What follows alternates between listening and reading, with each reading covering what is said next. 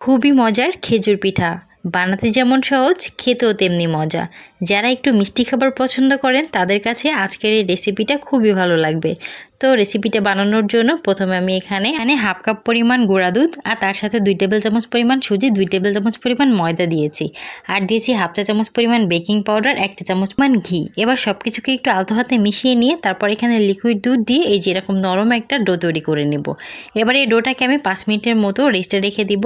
তো 5 মিনিট পর আমি হাতটাকে ক্লিন করে তারপর আমি হাতে একটু ঘি মাখিয়ে নিয়ে এই ডোটাকে ছোট ছোট করে ভাগ করে নিব।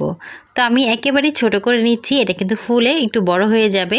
তো এই যে এরকম করে গোল গোল করে ঘুরিয়ে নিয়ে তারপর হাতে এরকম একটা শেপ দিয়ে নিতে হবে। তো আমি সবগুলো একবারে বানিয়ে নিয়েছি। তো একটা প্যানের মধ্যে পর্যাপ্ত পরিমাণ তেল গরম করে নিয়ে একে একে আমি সবগুলো দিয়ে দিচ্ছি।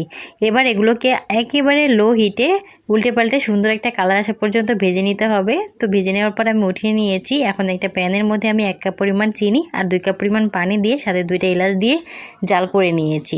তারপর চুলাটাকে অফ করে 5 মিনিট পর আমি মিষ্টিগুলোকে দিয়ে ঢাকনা দিয়ে ঢেকে রেখেছিলাম। তো এই যে দেখেন মিষ্টিগুলো কত সুন্দর হয়েছে।